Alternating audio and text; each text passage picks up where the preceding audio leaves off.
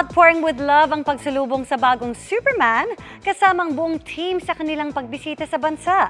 Pilipinas lang naman ang first stop nila sa kanilang World Promo Tour. Makichika kay Nelson Canlas. Warm Filipino welcome with fireworks ang sumalubong sa Team Superman sa Philippine kickoff ng latest film installment ng iconic superhero film. Present mismo ang bagong Superman at Clark Kent na si David Corenswet, pati ang bagong Lois Lane na si Rachel Brosnan, at ang writer-director ng pelikula na si James Gunn.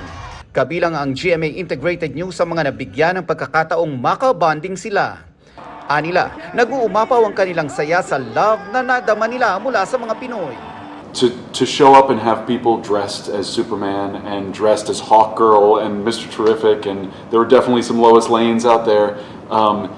It's really just we get to come and celebrate this amazing legacy of these characters in this world and get excited for the new chapter that we're bringing. You know, we're the new kids on the block, and to feel that warmth and that kind of support as we're kicking off this tour was really, really special last night. So we're very grateful to have started here in the Philippines. With his powers, madaling maka-intimidate ang Man of Steel.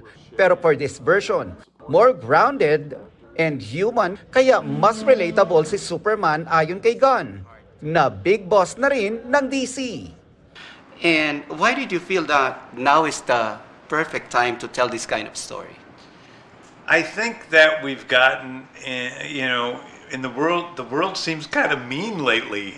I think that I really just want to remind people and myself about the values of basic human kindness, of Nelson Canlas, updated sa Showbiz Happenings.